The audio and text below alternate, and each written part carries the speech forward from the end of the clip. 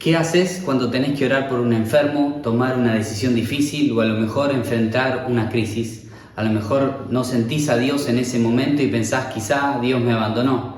Déjame decirte que ese es el peor error que mantiene nuestras vidas secas y apagadas de todo lo bueno y lo mejor que Dios tiene para nuestras vidas. Soy Nicolás Garbarini y esto es La Ruta del Avivamiento, día número 7. Ya no eres un huérfano. Jesús fue muy claro antes de ascender al cielo y nos dijo que no nos iba a dejar huérfanos, sino que nos dejaría un representante de Él aquí en esta tierra junto con nosotros, y es nada más y nada menos que el Espíritu Santo de Dios. Él es el representante de Dios aquí en esta tierra. Hoy vamos a aprender cómo no es necesario sentir siempre la presencia del Espíritu Santo para poder actuar y cómo el respaldo de Dios viene a una vida que está llena del fuego de la presencia de Dios y lo transforma para su gloria.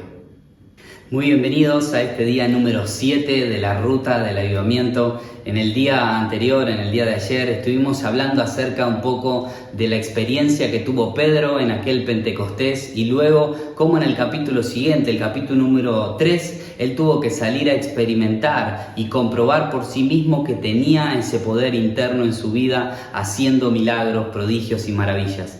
Déjame resumirte un poco lo que hemos estado hablando en el episodio anterior, diciéndolo de esta manera, que las lenguas que recibieron los apóstoles en aquel aposento alto fue la manifestación externa de una impartición interna que ellos habían en realidad recibido. Ellos recibieron el poder, se manifestó a través de las lenguas, pero lo que de verdad recibieron fue el poder y la impartición del Espíritu Santo en su vida, en su corazón, y es por eso que a través de ellos pudieron hacer milagros, prodigios, maravillas, porque el mismo poder que había resucitado a Cristo de entre los muertos ahora vivía en la vida de Pedro, de Juan, de los discípulos, de esos 120 hombres y mujeres que, llenos de pasión, del fuego, del amor del Señor, salieron e inundaron todo el mundo conocido con el mensaje de Jesús. Ahora, en el día de hoy quiero profundizar un poco más acerca de qué es lo que nos ocurre en nuestra práctica diaria y cristiana, devocional de esta verdad. Porque muchas veces nosotros como cristianos tenemos el poder del Espíritu Santo, sabemos que tenemos la unción,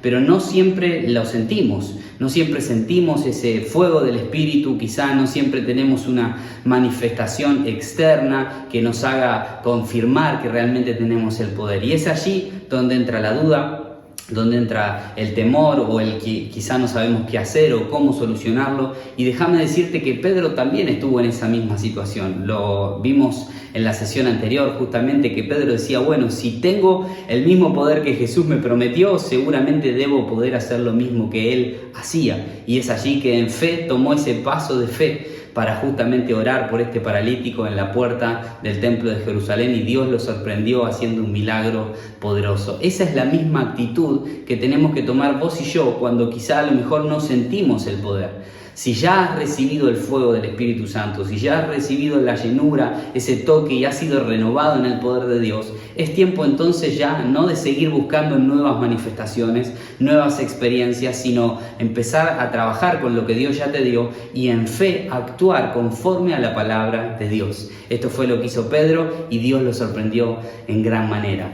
Me encanta por allí una frase que siempre dicen, y es: Dios no se sienta con los que se sientan, sino que Dios va con los que van. Esto es una gran verdad, porque muchas veces nosotros estamos quizá a lo mejor sentados en nuestro sofá, en el living de nuestra casa, y no sentimos el poder. Y entonces, a causa de que no lo sentimos, pensamos que quizá lo perdimos o que no lo tenemos.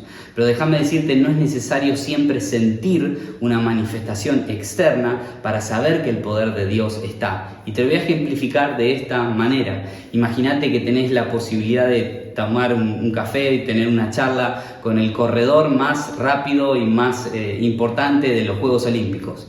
Y a lo mejor estás allí en un café charlando, tomando algo, comiendo unas medialunas, no sé, y compartiendo un tiempo, y vos lo mirás a esta persona, el corredor más rápido de todas las Olimpiadas, y lo mirás y no parece veloz, no parece poderoso, no parece todo el potencial que tiene por dentro. Sin embargo, si lo sacás de ese café y lo llevás a una pista de atletismo y le tirás la campana y comienza a correr, esa persona va a correr de una manera extraordinaria y vos vas a poder experimentar y vas a poder ver lo que es la velocidad y el poder en acción.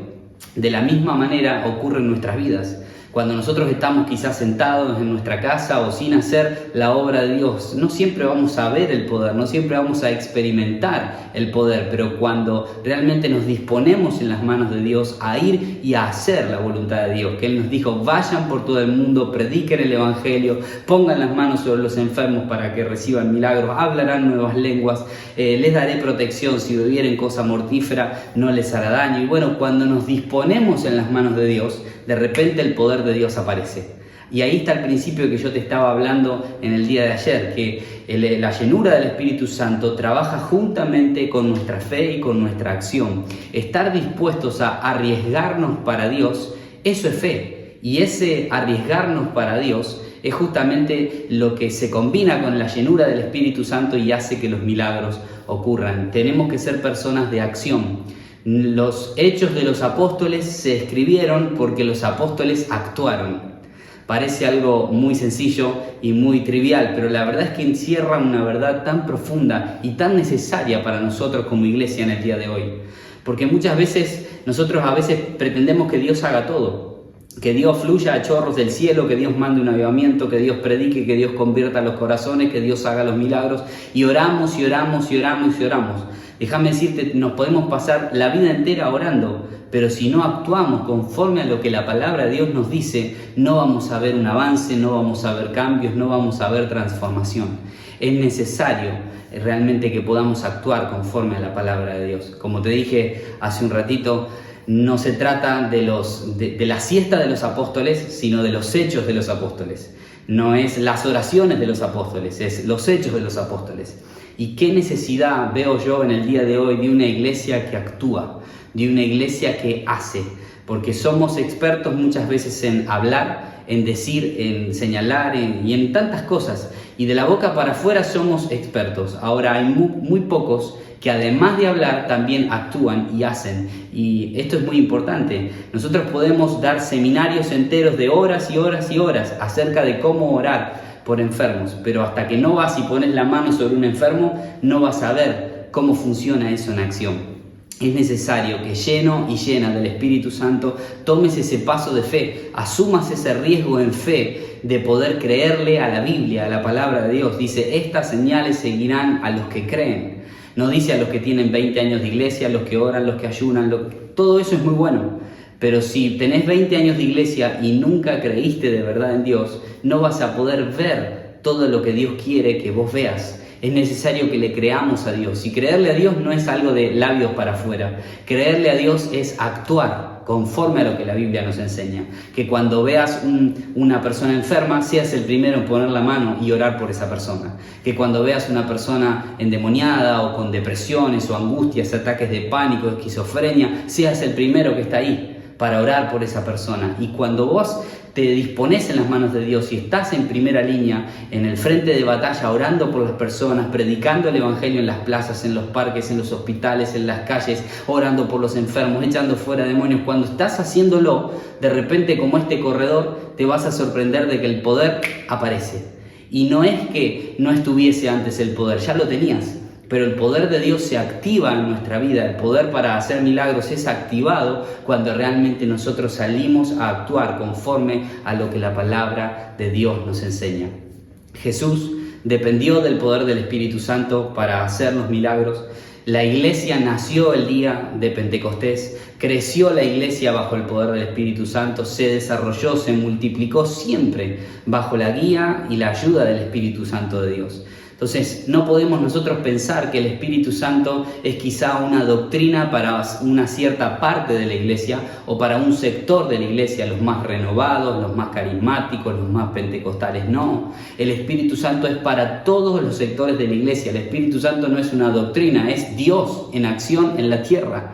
Y si Jesús necesitó al Espíritu Santo, ¿cómo nosotros no lo vamos a necesitar? Si Jesús dependió del poder del Espíritu Santo para desarrollar todo su ministerio aquí en la tierra, ¿cómo nosotros vamos a prescindir del Espíritu Santo? Si Pedro, Pablo, los apóstoles, todos los escritores del Nuevo Testamento dependieron y necesitaron del poder y la guía y la ayuda del Espíritu Santo, ¿acaso nosotros somos mejores que ellos? ¿Podemos decir que nosotros no necesitamos al Espíritu Santo?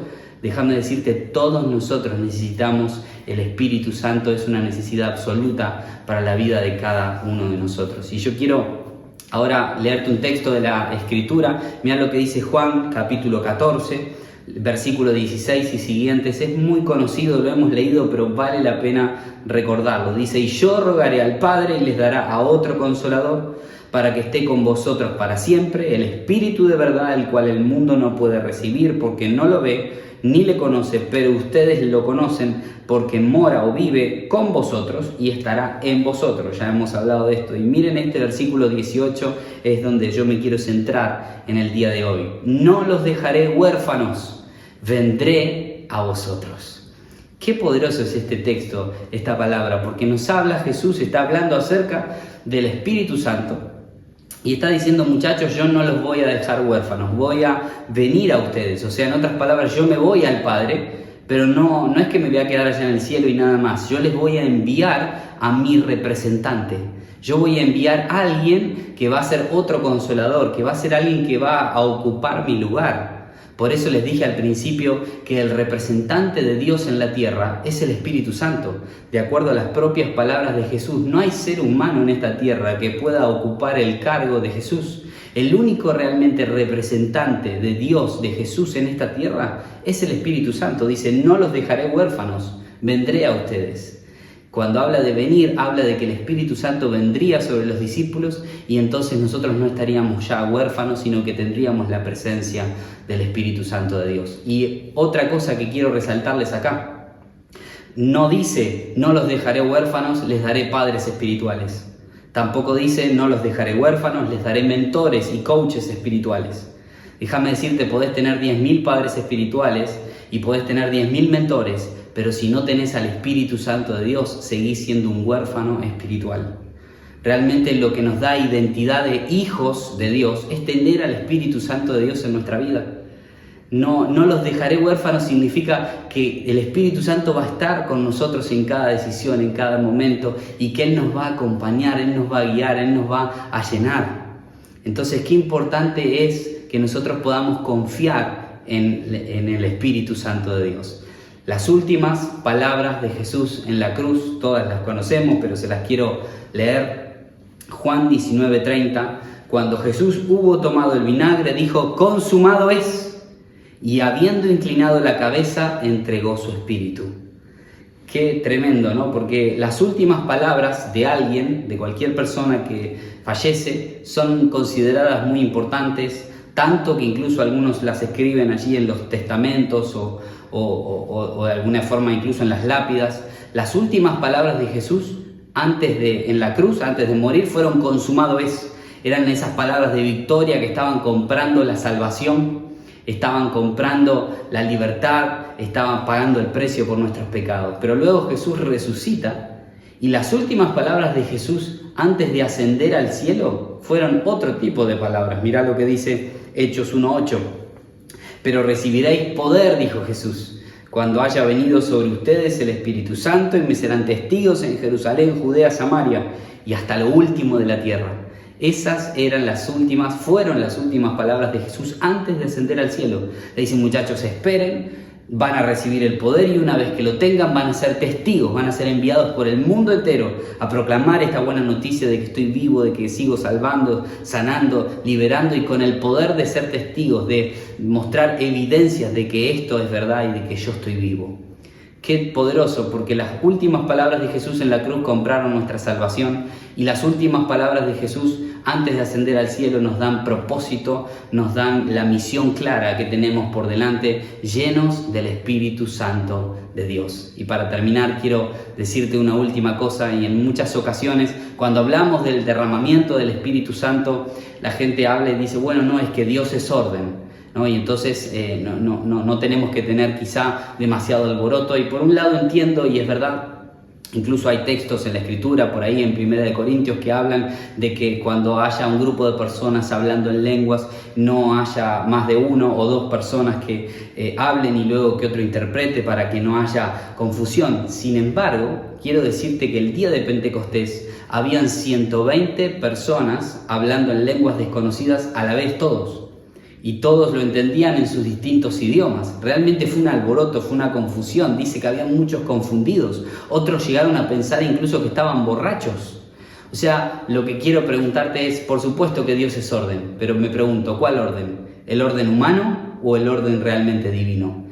No limitemos a Dios, porque muchas veces con la excusa de que queremos ordenar el mover de Dios, muchas veces ponemos freno a lo que el Espíritu Santo quiere hacer. Demos la libertad al Espíritu Santo de Dios en nuestra vida, en nuestras reuniones, en nuestras familias, y digamos: Espíritu Santo, lo que tú quieras hacer, yo lo quiero hacer. Yo quiero tu orden, el orden divino, aunque quizá para algunos suene caótico, ese es el orden que quiero, el orden de Dios en mi vida.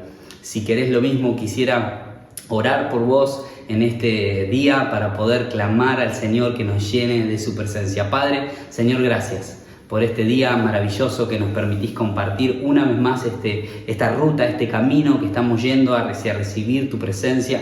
Señor, yo quiero bendecir a cada una de las personas que nos están mirando. Quiero pedirte que tu fuego, que tu presencia nos encienda. Señor, gracias porque tú no nos dejaste solos, no nos dejaste desamparados, ni nos dejas huérfanos. Tú nos das al Espíritu Santo que nos guía, que nos fortalece, que nos equipa, que nos llena del poder del cielo para presentar evidencias y hacer milagros, para proclamar, para predicar y para ver un gran avance del reino de Dios, Señor, en su ciudad, en sus familias, en sus propias vidas. Padre, los bendigo, que tu fuego los llene, Señor, de la cabeza hasta la planta de los pies. Tócalos, Espíritu Santo, y proclamo que ningún arma forjada en su contra va a tener poder contra ellos. Atamos y reprendemos todo mal, Señor, y proclamamos tu bendición al diablo derrotado, Jesucristo exaltado, la iglesia llena del Espíritu Santo, proclamando, Señor, y nos comprometemos en fe para poder actuar y arriesgar nuestra reputación con fe en tus manos, Señor, para ver milagros, para ver liberaciones, para ver salvación y para trastornar nuestro mundo entero para gloria de Dios. Padre, los bendigo en el nombre de Jesús. Gracias, Dios. Amén, amén y amén. Ahora quisiera dejarte allí con la canción mientras seguís orando, que el Espíritu Santo descienda en tu vida y que podamos juntos buscar ver la gloria de Dios en nuestra vida. Así como Moisés te buscaba a ti, así como David te adoraba a ti, así como Daniel se guardaba por ti, así clamo hoy otra vez. Como en Pentecostés esperaban por ti, ardiendo el corazón con tu fuego y pasión, buscando recibir tu poder y unción. Ven y llénanos otra vez y muestra tu gloria, Jesús. Postrados clamamos, no nos conformamos, queremos más. Muestra tu gloria, Jesús. Postrados clamamos, no nos conformamos, queremos más. Muestra tu gloria, Jesús. Postrados clamamos, no nos conformamos, queremos más.